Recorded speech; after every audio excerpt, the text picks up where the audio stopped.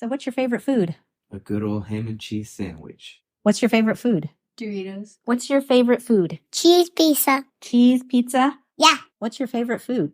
Chicken fried chicken with some green beans and a burger on the side. What's your favorite food? Broccoli, carrots, and tomatoes. You won the prize. Good job.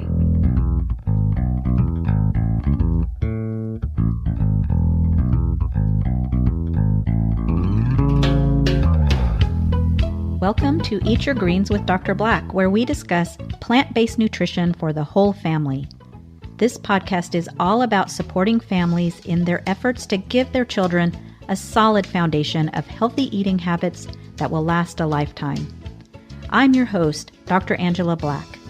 I'm a board-certified pediatrician with over 20 years of experience. Over the course of my career, I've witnessed the rise of issues like high blood pressure, type 2 diabetes, and even fatty liver disease in kids as young as 10. I'm passionate about using evidence-based guidelines to teach my patients and their parents how to prevent chronic diseases for a lifetime of health. I hope you find this podcast to be informative and empowering. For more episodes, or if you would like more information about child nutrition and feeding, please visit www.eatgreenswithdrblack.com.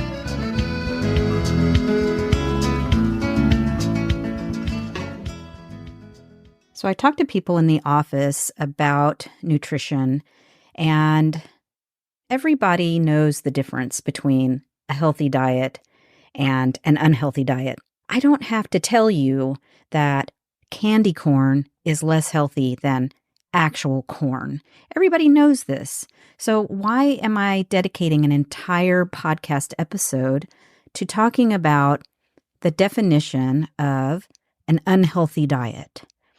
I'm not going to tell you anything in this podcast that you don't already know. There's no big reveal. You know, I was tempted to do a clickbaity kind of title for this episode, like the hidden secrets of the standard American diet and what it's doing to you. Or like we all know. We know that we eat too much junk food. We know that we don't eat enough fruits and vegetables. This is not a big secret, and I'm not going to tell you any great life-changing information here today. So why am I dedicating an entire episode just to this topic of saying, you know, here's what we're eating collectively in the United States, in the West, in Western developed countries, and here's what we really ought to be eating.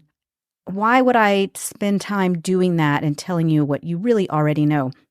And the answer lies in my experiences in the office when I see kids for their checkups and I'm talking to families about how they're feeding their kids, how they're doing. And they'll tell me, say, for example, you know, what they're sending in the lunchbox to school. And it's all Lunchables and chips and other snacks. And, you know, maybe they throw a few carrot sticks in there or some apple slices, but the apple slices usually come with the caramel to dip in. And then we talk about, you know, what are they doing at home? How often are they going? They're eating fast food several times a week.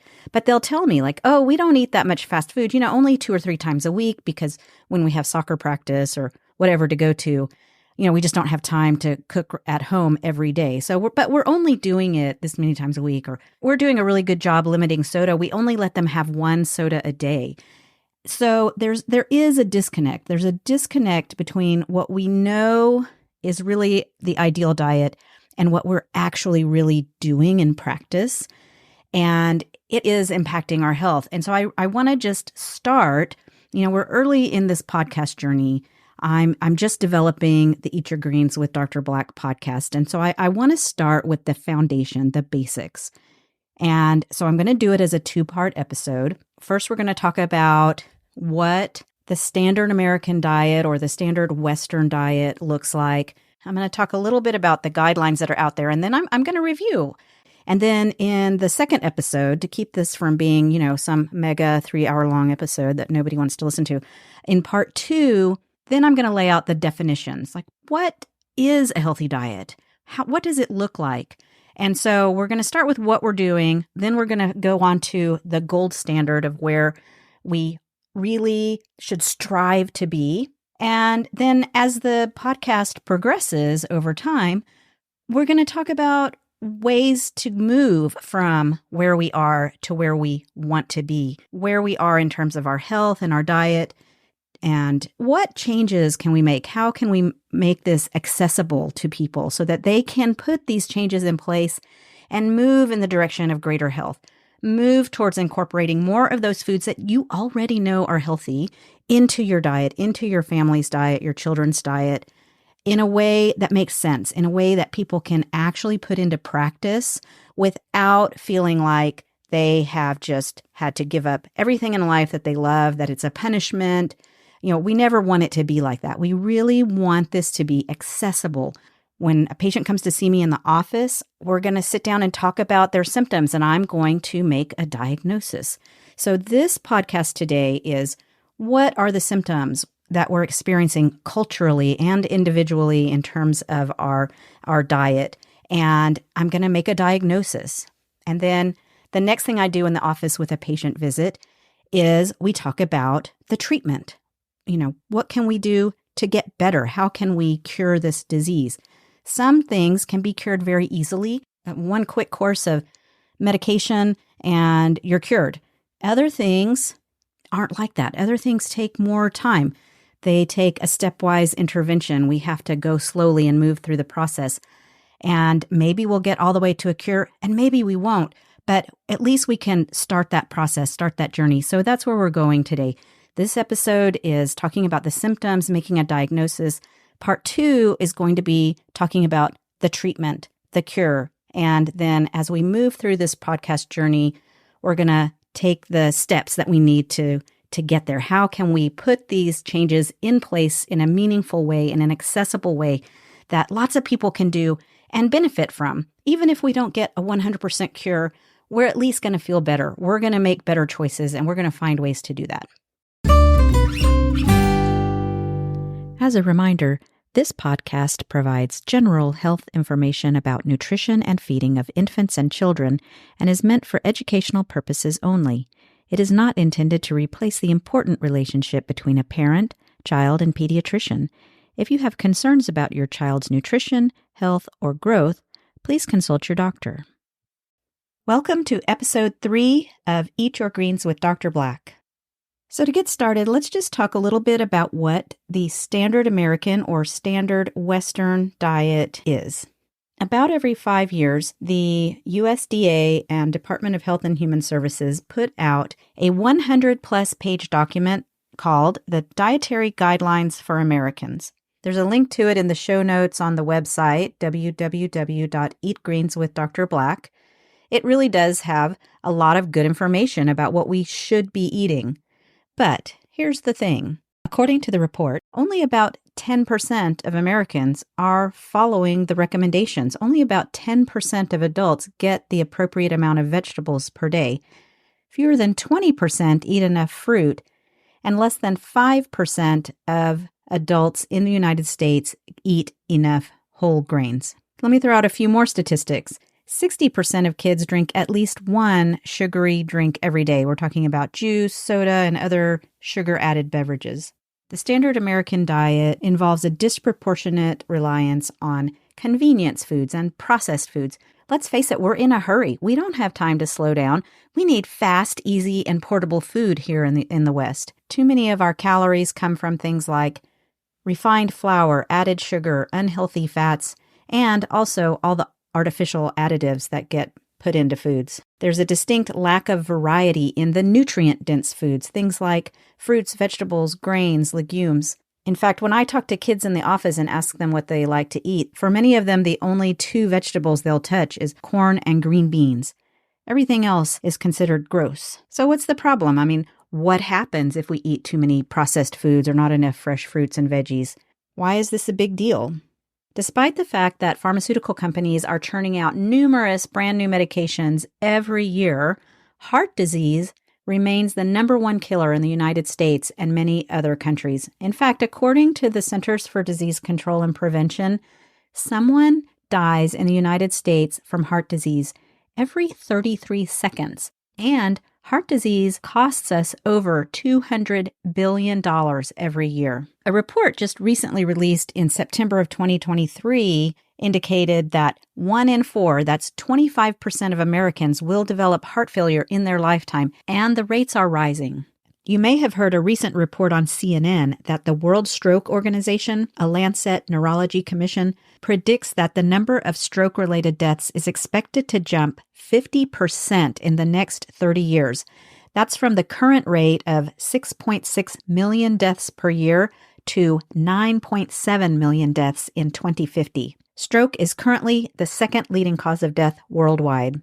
Type 2 diabetes used to be called adult onset. When I started training, we still called it adult onset diabetes. But now, over 40,000 children and teens are diagnosed with it around the world every year. A third of adults have pre-diabetes, and 80% of them don't even know they have it. And the number of adults who are diagnosed with full-blown diabetes has nearly doubled in the last 2 decades. Over 40% of adults and 20% of children are obese, with an increase of over 10% in the first 20 years of this century alone. The rates of mental health disorders like depression and anxiety are on the rise, and even overall brain health has been negatively influenced. Things like memory issues and Alzheimer's rates are increasing. So let's throw out some definitions. What do I mean by processed foods? When I get lab results and I sit down with a family in the office to talk about their child's cholesterol or triglyceride level, I will tell them that they need to cut back on processed foods. And I'll tell you, I get this sort of blank stare, especially from the kids, but also sometimes from the parents. What does that mean, processed foods? Let's talk about it a little bit. Processing is anything we do to alter a food from its natural state. Things like chopping, grinding, cooking, chewing. Now, of course, some degree of processing is necessary. You're not going to go out in a field and chew on a stalk of wheat, and you need to cook your meat to kill the E. coli or your chicken to kill the salmonella. Without processing, we all would have died of malnutrition or food poisoning a long time ago. So you have to grind, chop, and cook many foods to get the nutritional benefits. So not all processing is bad, but there's processing and then there's processing, right? Let's talk about the difference between minimally processed food and ultra-processed food. There are very few people left on the planet who are actually out hunting and gathering their food. I mean, there are still some people farming who have extensive land and backyard gardens and raise their own animals for food, but most of us are going to go get our food from the store. So we need ways to keep food fresh as it travels from the farm to the grocery store and then to our homes. It makes sense.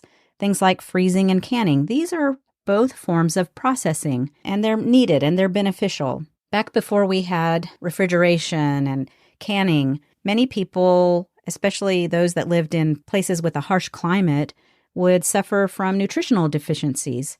Even today, there are lots of places that don't have ready access to farmers markets.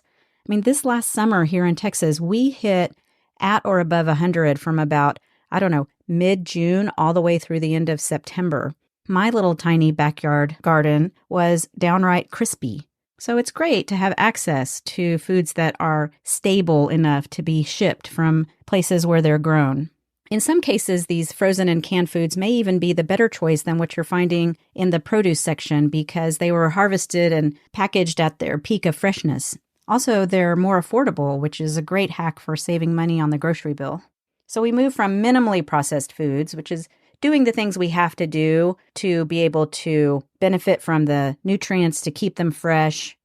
And then on the other end of the spectrum, we have ultra-processed foods. Ultra-processed foods have been changed to the point that they are unrecognizable as something that you might find in nature, right? They're going to come in a box or a package. They have a really long list of ingredients, most of which you can't pronounce. And you can't really tell what's in them just by looking. You got to read that list of ingredients.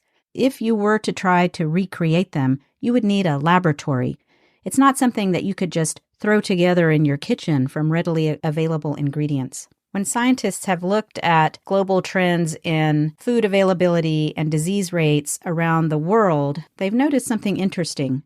In countries where ultra-processed foods were historically not available, they will see the rates of things like obesity, heart disease, and a variety of cancers and autoimmune disease start to rise as the processed foods and other types of foods that are more common in developed countries start creeping in and the ultra-processed foods become more abundant.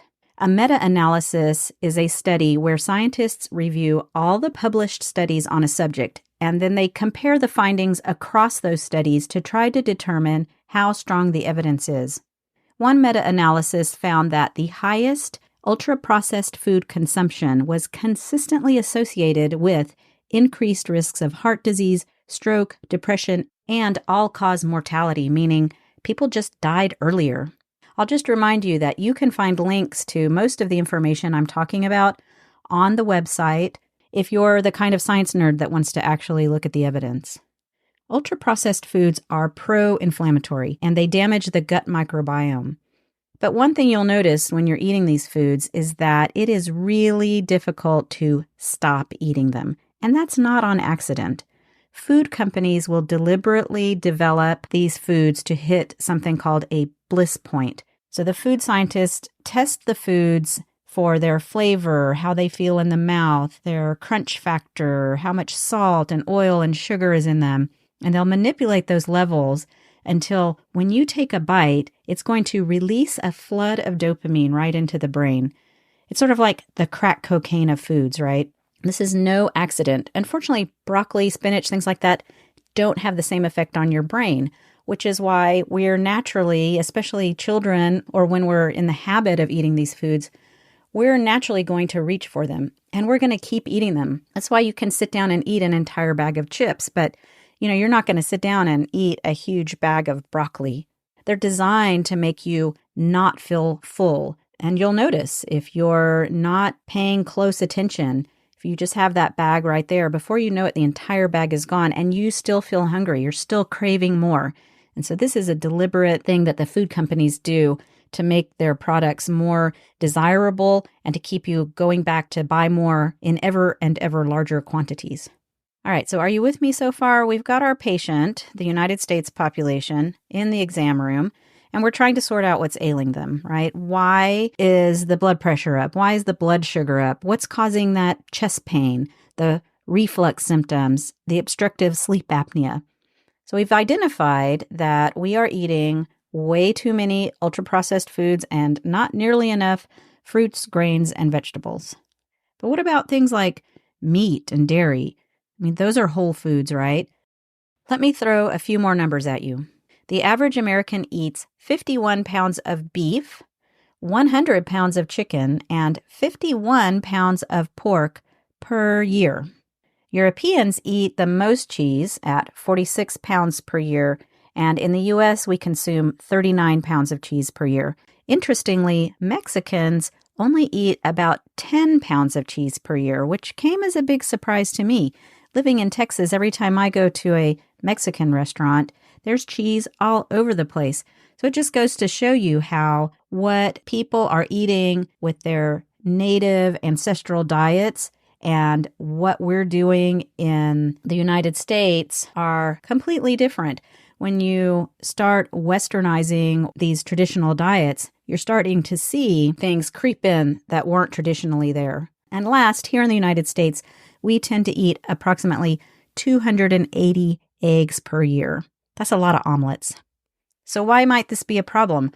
Don't we need meat and dairy for strong muscles and bones? Doesn't milk do a body good? Let's start with red meat. It's pretty well established that the cattle industry, with its concentrated animal feeding operations, or CAFOs, is one of the leading contributors to climate change due to deforestation, excessive greenhouse gas emissions, and the heavy use of water resources.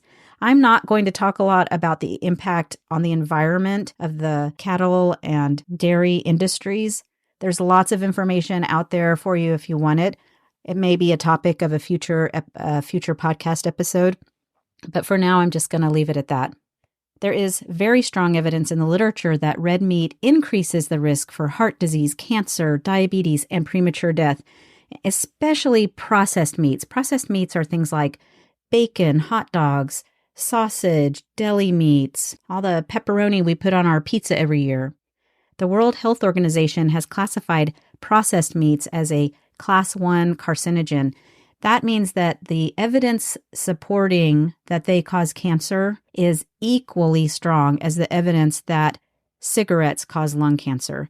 Processed meats are especially associated with colorectal cancer. In one study, even one additional serving per day of unprocessed red meat raised the risk of total mortality by 13%, and an extra serving of processed red meat raised it by 20%. That total mortality, that's the risk of premature death. A lot of people talk about meat as being a good source of iron, and heme iron is the type of iron that's found in muscle and blood. And it is true that meat does have a lot of the heme iron, and it's well absorbed, and it's even used more readily by humans. If you have severe anemia, getting your iron from meat might be a good idea. But plant-based foods also have a type of iron. It's called non-heme iron, and we can get everything we need for our daily iron intake from a plant-based food without that increased risk of cancer, stroke, heart disease, metabolic syndrome. What about milk and cheese? Milk and cheese are both high in saturated fat. Saturated fat is the kind of fat that's solid at room temperature.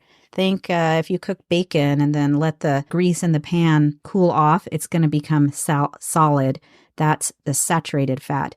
Saturated fat in particular is associated with heart disease. It raises your cholesterol levels, and it raises your risks for diabetes. Additionally, in the dairy industry, the cows are treated with antibiotics, and this is a huge contributor to antibiotic resistance. It's getting harder and harder to treat bacterial illness because the bacteria are resistant to the medications that we have to treat them. And those antibiotics used in the dairy industry are a well-documented factor in contributing to that rise of resistance. When I'm in the office talking to parents, the number one reason they think that their kids need to drink lots of milk is because it has that calcium and that it's good for your bone health. But some major studies have really called that belief into question. For example, the Harvard Nurses Health Study, which occurred over a 12-year period and evaluated over 75,000 middle-aged women, found that those who consumed the most calcium from dairy foods actually broke more bones than those who rarely drank milk. Other studies have documented that the countries with the highest dairy intake actually have the highest rates of osteoporosis. So this idea that the calcium in milk and cheese is good for our health is really in question with the current literature and definitely needs more study.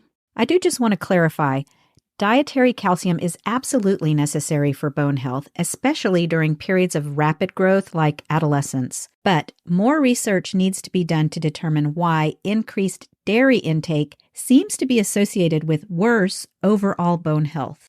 Moving on to eggs, again, definitely some health benefits to infrequent egg consumption. They are high in protein, to be sure, but men who eat one or more eggs per day have been shown to have increased risks of heart failure. And then, of course, the mass factory farming of chickens is associated with high levels of pollution and spread of disease, not to mention how cruel it is to the chickens in question. Now, for me, fish and seafood were the most challenging foods to give up when I went to a 100% plant-based diet. To be honest, I'm complete transparency. Every once in a while, I still have some sushi or seafood gumbo. I just have it way less than I used to. So I don't want anybody to accuse me of being dishonest. But there are definite health risks. I mean, you'll hear about things, fatty fish like salmon being a good source of omega-3 fatty acids, which we do need. They're essential fatty acids that we can't make ourselves. They are found in plenty of plant-based products, though. But what we know is those larger fish like salmon that have the good fats also concentrate pollutants from the water in their flesh. So when you eat that salmon, you're getting a fair amount of things like mercury and polychlorinated biphenyls. These are chemical pollutants in the water. They're toxic to your brain and nervous system. They can affect the development of fetuses and young children, and they may even raise cancer risks. And then going back to the environmental impacts, unsafe, large-scale fish farming will destroy the natural aquatic habitats and releases a lot of pollution into the water.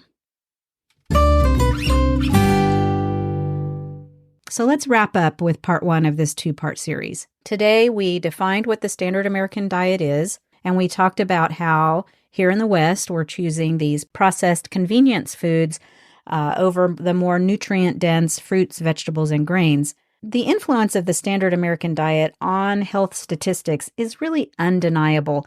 Numerous studies have linked this dietary pattern to a range of chronic diseases, including obesity, heart disease, type 2 diabetes, and certain types of cancer. Additionally, things like mental health disorders, depression, anxiety, other brain disorders like memory problems and Alzheimer's disease have been associated with higher intakes of processed foods in the standard American diet. We talked a little bit about the difference between minimally and ultra-processed foods. And, we reviewed some of the ways that these ultra-processed foods harm our health and the environment.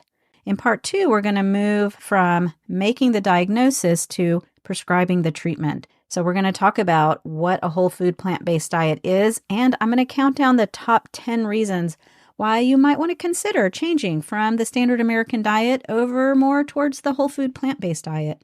And I'm also going to offer some tips on how to start making those changes. Even small changes can have a big impact on your overall health. So please join me for the next episode of Eat Your Greens with Dr. Black.